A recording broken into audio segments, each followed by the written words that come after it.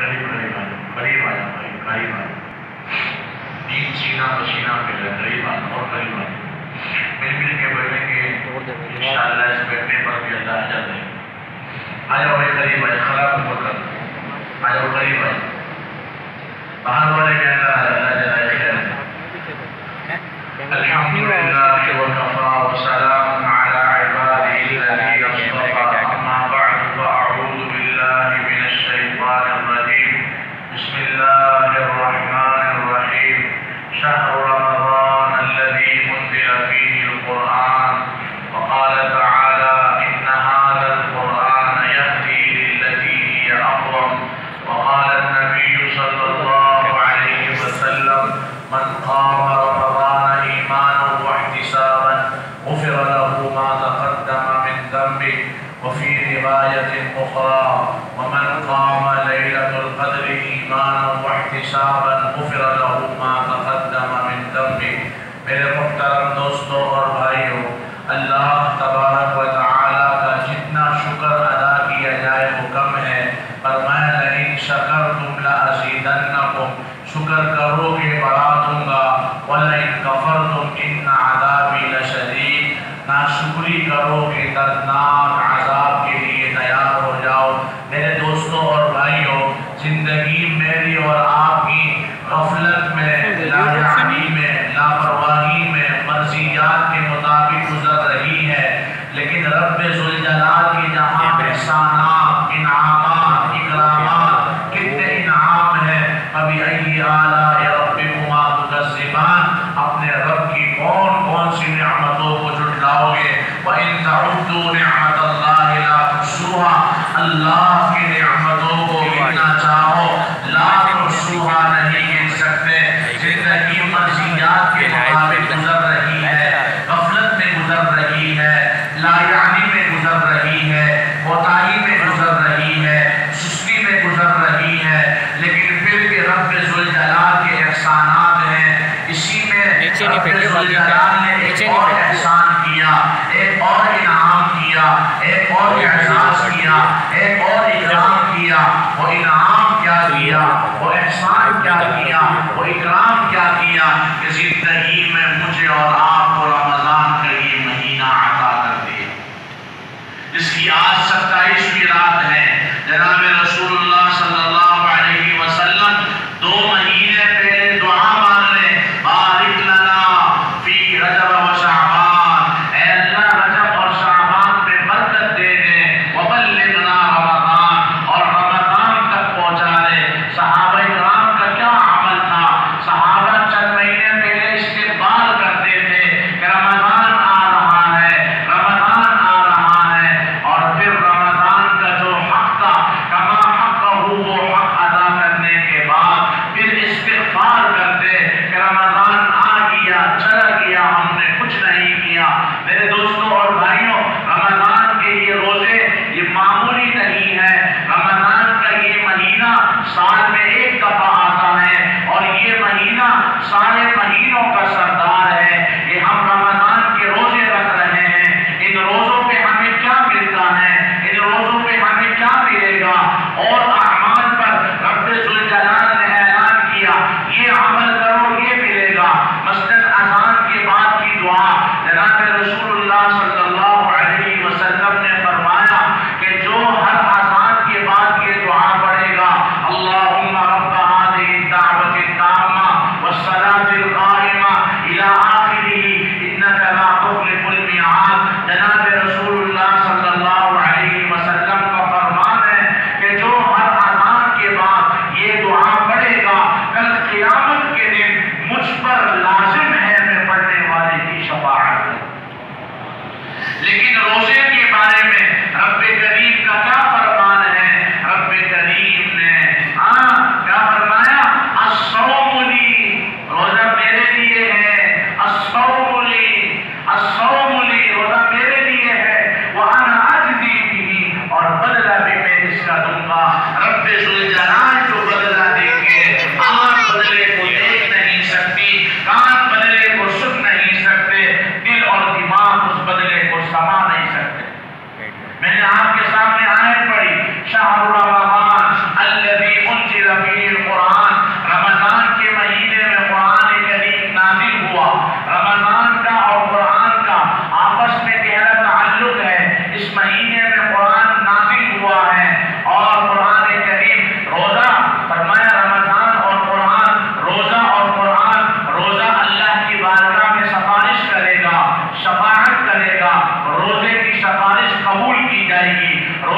شفاعت مانی جائے گی. قرآن سفارش کرے گا، قرآن شفاعت کرے گا، قرآن گواہ بنے گا، قرآن جلے گا، اور قرآن کی شفاعت، قرآن کی سفارش، قرآن کی گواہی مانی جائے گی. تو میرے دوستو، اب تک اگر ہم نے رمضان کی قدر نہیں کی، صحیح طریقے سے روزے نہیں رکھے، تو ہم جو گنتی کے روزے باقی ہیں، ہم نیت کر لیں کہ یہ 2-3 روزے ہم صحیح طریقے سے رکھیں گے. روزہ صرف بھوکا اور پیاسا رہنے کا نام نہیں ہے، بلکہ روزہ سر کے بال سے پاؤں کے ناخن تک ہر عضو کا روزہ ہونا چاہیے. حدیث میں فرمایا بہت سے روزے دار ایسے ہیں جن کو صرف بھوکا اور پیاسا رہنے کے علاوہ روزے میں کچھ بھی نہیں ملتا. سحری کر کے سو گئے، فجر گئی، تلاوت گئی، اشراق گئی، ظہر گئی، عصر گئی. نادان ایسے بھی معاشرے میں ہیں کہ جن کو افطار کے وقت اٹھایا جاتا ہے کہ بھائی اٹھ کے اب تو افطار کر لو، روزے کھلنے کا وقت آ گیا. تو حدیث کا مفہوم کیا کہ بہت سے روزے دار ایسے ہیں جن کو سوائے روزے میں بھوکا پیاسا رہنے کے علاوہ کچھ بھی نہیں ملتا. تو جو روزے رہ گئے، اللہ سے مانگو اے اللہ بقیہ رمضان کی، بقیہ روزوں کی اللہ قدر ہمیں نصیب فرما. قرآن کریم اللہ کی مقدس کتاب ہے. فرمائے ان اللہ یرفع بہذا الکتاب اقواما ویضع بہ آخرین. اس قرآن کتاب کے بدولت اللہ بہت سے لوگوں کو اونچا مرتبہ عطا کرتے ہیں اور بہت سو کو ذلیل و خوار کر دیتے ہیں. قرآن ہے کیا؟ عبداللہ بن مبارک رحمۃ اللہ علیہ حج کے سفر سے واپس ہوئے. ایک عورت سفر میں ملتی ہے. عبداللہ بن مبارک اس عورت سے سوال کرتے ہیں کہ تم کہاں جا رہی ہو؟ عورت کا جواب قرآن سے آتا ہے. عبداللہ بن مبارک سوال کرتے کتنے دن سے آئی ہو؟ جواب قرآن سے ملتا ہے. عبداللہ بن مبارک سوال کرتے تم کھانا کیا کھاتی ہو؟ جواب قرآن سے ملتا ہے. عبداللہ بن مبارک سوال کرتے تم پیتی کیا ہو؟ جواب قرآن سے ملتا ہے. عبداللہ بن مبارک رحمۃ اللہ علیہ اس سے سوال کرتے تمہارے اولاد کتنی ہے؟ جواب قرآن سے ملتا. عبداللہ بن مبارک نے سوال کیا سفر کا مقصد کیا تھا؟ جواب قرآن سے ملا. کہاں سے آ رہی ہو؟ جواب قرآن سے ملا. کہاں جا رہی ہو؟ جواب قرآن سے ملا. کتنے دن ہو گئے؟ جواب قرآن سے ملا. اور تمہارے ساتھ کون ہے؟ جواب قرآن سے ملا. کھاتی کیا ہو؟ پیتی کیا ہو؟ عبداللہ بن مبارک کے ہر سوال کا جواب عورت قرآن سے دے رہی ہے. سفر ہو رہا ہے. اس دوران عبداللہ بن مبارک نے کچھ اشعار پڑھنا شروع کیے. عورت نے قرآن پڑھتے ہوئے کہا فقرؤوا ما تیسر من القرآن. قرآن پڑھتے ہوئے کہا کہ تم قرآن کیوں نہیں پڑھتے؟ جب بستی کے قریب پہنچ گئے تو عبداللہ بن مبارک رحمۃ اللہ علیہ نے عورت سے کہا کہ اس بستی میں، اس لشکر میں تیری پہچان کیا ہے؟ عورت نے قرآن پڑھتے ہوئے کہا واتخذ اللہ ابراہیم خلیلا وکلم اللہ موسیٰ تکلیما یا یحییٰ خذ الکتاب بقوہ. عبداللہ بن مبارک سمجھ گئے 3 بیٹے ہیں ابراہیم، موسیٰ، یحییٰ. عبداللہ بن مبارک نے آواز لگائی. 3 خوبصورت نوجوان شہزادے اپنی والدہ کو لے جانے کے لیے آئے. جب والدہ کو لے جانے لگے تو ماں نے قرآن پڑھتے ہوئے کہا وَيُطْعِمُونَ الطَّعَامَ عَلَى حُبِّهِ مِسْكِينًا وَيَتِيمًا وَأَسِيرًا إِنَّمَا نُطْعِمُكُمْ لِوَجْهِ اللَّهِ لَا نُرِيدُ مِنكُمْ جَزَاءً وَلَا شُكُورًا. قرآن پڑھتے ہوئے کہا کہ اس مہمان کی مہمان نوازی کا انتظام کرو. جب تینوں شہزادوں نے کھانے کا انتظام کیا، کھانا سامنے آیا. عبداللہ بن مبارک رحمۃ اللہ علیہ نے تینوں نوجوانوں سے کہا کہ ایک بات سمجھ نہیں آئی، ایک قصہ سمجھ نہیں آیا، یہ ماجرا سمجھ نہیں آیا. شہزادوں نے کہا کیا ماجرا سمجھ نہیں آیا، کیا بات سمجھ نہیں آئی؟ تو عبداللہ بن مبارک نے ان شہزادوں سے کہا کہ پورے سفر میں بات کرتا، جواب قرآن سے آتا. میں سوال کرتا، جواب قرآن سے آتا. میں گفتگو کرتا، جواب قرآن سے آتا. یہ مجھے سمجھ نہیں آیا. شہزادوں نے کہا یہ ہماری والدہ ہے، 42 سال کا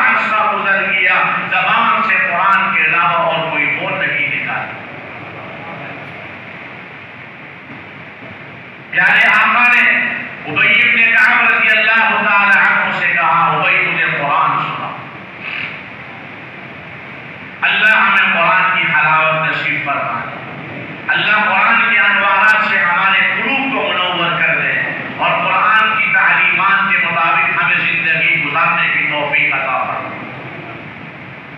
ابی بن کعب چیخ پڑے کہ قرآن تو ہم نے آپ سے سنا، قرآن تو ہم نے آپ سے سیکھا۔ آپ نے کہا ابی قرآن سنا۔ صحابہ مزاج شرح سے نبوت تھے، جانتے تھے، سمجھتے تھے کہ نبی جو بات کر رہا ہے پیغام اوپر سے آ رہا۔ ابی بن کعب نے کہا اللہ سمانی، کیا اللہ نے میرا نام لیا؟ پیارے آقا نے فرمایا ہاں اللہ نے تیرا نام لیا ہے، اور اللہ نے کہا ہے اے محمد صلی اللہ علیہ وسلم ابی سے کہو قرآن پڑھے۔ اے محمد ابی قرآن پڑھے گا، آپ بس پر سنو، میں رب العالمین عصم سنو۔ ایک باپ اپنے 6-7 سال کے بچے کو قاری صاحب کے پاس لے گیا، اسے قرآن پڑھاؤ، اسے قرآن کی تعلیم دو۔ قاری صاحب نے کہا قرآن تو ہم پڑھائیں گے، تیرا غازی خان کا واقعہ ہے، قرآن تو ہم پڑھائیں گے۔ پھر ایک بہت بڑے بزرگ زندگی گزار کے پھر گئے۔ قاری صاحب نے کہا قرآن تو ہم پڑھائیں گے لیکن ہمارے پاس کھانے کا بندوبست نہیں ہے، ہمارے پاس کھانے کا بندوبست نہیں ہے۔ باپ نے کہا تمہارا کام ہے قرآن پڑھانا، ہاں وَفِي السَّمَاءِ رِزْقُكُمْ وَمَا تُوعَدُونَ، رزق تو وہاں سے آتا ہے۔ ایک اللہ والے کے متعلق لکھا ہے کہ فرمایا جس دن سے میں نے یہ آیت سن لی وَفِي السَّمَاءِ رِزْقُكُمْ وَمَا تُوعَدُونَ، رزق آسمان سے آتا ہے، میں نے رزق کی فکر چھوڑ دی۔ تو باپ نے کہا تمہارا کام ہے قرآن پڑھانا اور ہم رزق دینا اس کا کام ہے۔ قاری صاحب نے کہا ٹھیک ہے۔ 11 بجے چھٹی ہوئی، قاری صاحب نے کہا کھانے کا بندوبست نہیں ہے۔ بچہ مدرسے کے منڈیر پہ جا کے رونے لگا، اور جو سفر میں ہو، ماں باپ دور ہو تو بچہ کھانے کو بھی یاد کرتا ہے، ماں باپ کو بھی یاد کر کے روتا ہے۔ بچہ مدرسے کے منڈیر پہ روتا رہا روتا رہا۔ ایک بڑھیا دیوار کے سہارے سے آئی اور دیوار کے سہارے سے آتے آتے بچے سے کہا کیوں روتے ہو؟ بچے نے اپنی فریاد سنائی۔ مائی نے آسمان کی طرف نگاہ اٹھائی، اللہ تیرا شکر ہے اس بچے کو ماں کی محبت مل گئی، مجھے اولاد کی محبت مل گئی۔ تو طالب علم نے کہا سمجھ نہیں آیا۔ ماں نے کہا میں بیوہ عورت ہوں، ہاں میرے پاس کوئی کھانے والا نہیں ہے، میں کل سے 2 روٹیاں بناؤں گی، ایک تیرے لیے ایک اپنے لیے۔ ہاں فرمایا جس دن اس بچے کا قرآن مکمل ہوا، حفظ مکمل ہوا، مسجد کے اسپیکر پہ اعلان ہوا روٹی پکانے والی دائی کا آج انتقال ہو گیا۔ عاصم ابن حبد رحمت اللہ علیہ جب قرآن پڑھتے تھے منہ سے بڑی پیاری خوشبو نکلتی تھی۔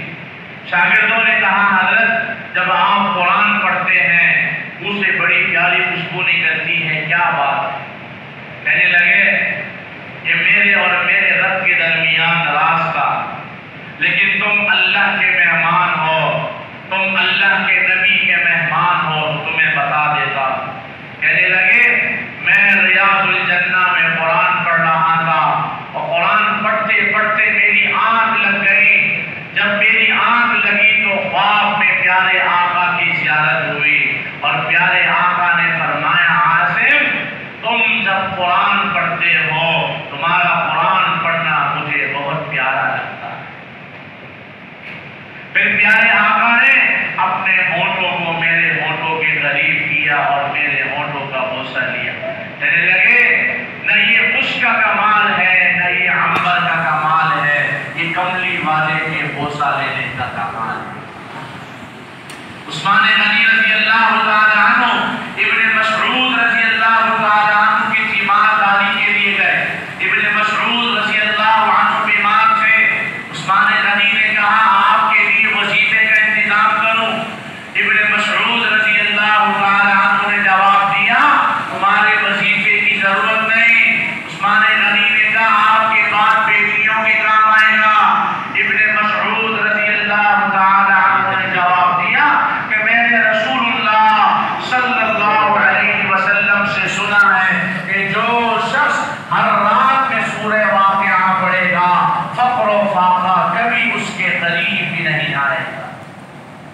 ہمارے گھروں میں ہر چیز ہے، نہیں ہے تو اللہ کا کلام ہے، اللہ کا کلام نہیں ہے۔ افریقہ کے ایک ملک کے اندر ایک مسجد میں امام صاحب کا تعین ہوا۔ رمضان کے مہینے میں لوگوں نے امام صاحب کی دعوت کی۔ ایک آدمی نے اپنی بیوی سے مشورہ کیا کہ میں امام صاحب کے لیے دعوت کرنا چاہتا ہوں۔ بیوی نے کہا ٹھیک ہے۔ امام صاحب گھر پہ آئے، یہ واقعہ میں منقرض نہیں سنا رہا، ثبوت کے ساتھ مثبت واقعہ سنا رہا۔ امام صاحب گھر آئے، گھر میں بڑا استقبال ہوا، بڑا اکرام ہوا، مہمان نوازی ہوئی۔ جب مہمان نوازی ہوئی، امام صاحب جانے لگے، دعائیں کر کے میزبان کے لیے خوب دعائیں کی، چلے گئے۔ بیوی نے کہا کہ جس جگہ مہمان بیٹھا تھا میرے پیسے وہاں رکھے تھے جو غائب ہو گئے۔ اب بیوی نے کہا بچہ جھولے میں تم نے نہیں لیے تو مہمان نے کیوں اٹھائے ہوں گے؟ اب یہ میزبان آدمی پورا سال امام صاحب سے کٹتا رہا۔ اگلے سال رمضان آیا، بیوی سے مشورہ کیا کہ کیا دوبارہ دعوت کر لیں؟ بیوی نے کہا ہاں اللہ کے لیے معاف کر دیتے ہیں، دوبارہ دعوت کرتے ہیں۔ امام صاحب گھر پہ آئے، میزبان نے کھانا کھلایا۔ کھانا کھلانے کے بعد میزبان نے کہا حضرت میں پورا سال آپ سے کٹتا رہا، آپ نے اس کی وجہ معلوم نہیں کی؟ امام صاحب نے کہا مصروفیت کی بنا پہ نہیں کر سکا۔ اس نے کہا حضرت گزشتہ سال آپ ہمارے گھر پہ آئے تھے، ہم نے آپ کی مہمان نوازی کی تھی، لیکن میری بیوی نے یہاں پیسے رکھے تھے، کہیں وہ آپ نے تو نہیں اٹھائے؟ امام صاحب نے کہا ہاں میں نے اٹھائے ہیں۔ پھر امام صاحب سر رکھ کے رونے لگے۔ میزبان سمجھا شرم کی وجہ سے رو رہے ہیں۔ امام نے کہا میں شرم کی وجہ سے نہیں رو رہا، میں رو اس لیے رہا ہوں کہ اگر تم گزشتہ سال سے اس سال تک قرآن کھول دیتے تو پیسے تمہیں مل جاتے۔ میں نے گزشتہ سال جب گھر سے نکلنے لگا تو میں نے محسوس کیا کہ پیسے ہوا میں اڑ جائیں گے، میں نے پیسوں کو قرآن کے اندر رکھ دیا۔ لگتا ہے کہ پورا سال گزر گیا، تمہارے گھر میں قرآن نہیں کھولا گیا۔ میرے دوستو آج ہمارے معاشرے میں ہر چیز ہے لیکن قرآن نہیں ہے۔ یہ قرآن صرف جلدان میں لپیٹنے کے لیے نہیں آیا، یہ قرآن صرف ایثار ثواب کے لیے نہیں آیا، یہ قرآن صرف سورہ فاتحہ کے لیے نہیں آیا، بلکہ یہ قرآن زندگی میں 365 دنوں کے لیے آیا ہے، سال کے 12 مہینے 24 گھنٹوں کے لیے آیا ہے۔ یہاں تک فرمایا اپنی صبح کرو تو قرآن سے کرو، اپنے دن کا اہتمام کرو تو قرآن پہ کرو۔ جب صبح قرآن پہ، ابتدا قرآن سے، انتہا قرآن پہ، درمیان میں جو اس کی چھوڑیت کا معاف کر دے۔ دو مسئلے ہیں نا، آج مسلمان کیا کہتا ہے؟ کمائیں گے نہیں تو کھائیں گے کیا، کھائیں گے نہیں تو کمائیں گے کیا۔ دو مسئلے نا، سورہ واقعہ کا مسئلہ میں نے آپ کو بتا دیا۔ سورہ واقعہ کی تعلیم کو عام کر دو، فقر و فاقہ کبھی نہیں آئے گا۔ دوسرا سورہ ملک، تبارک الذی بیدہ الملک، 29ویں پارے کی پہلی سورت۔ کل قیامت کے دن یہ سورت اللہ کی بارگاہ میں گواہی دے گی کہ فلاں بن فلاں کا مجھ سے تعلق تھا، اس کی مغفرت کر دے، اس کی مغفرت نہیں مجھے اپنے کرام سے نکال دے۔ تو قرآن شفاعت کرے گا اور قرآن کی شفاعت مانگی جائے گی، قرآن سفارش کرے گا اور قرآن کو حضرت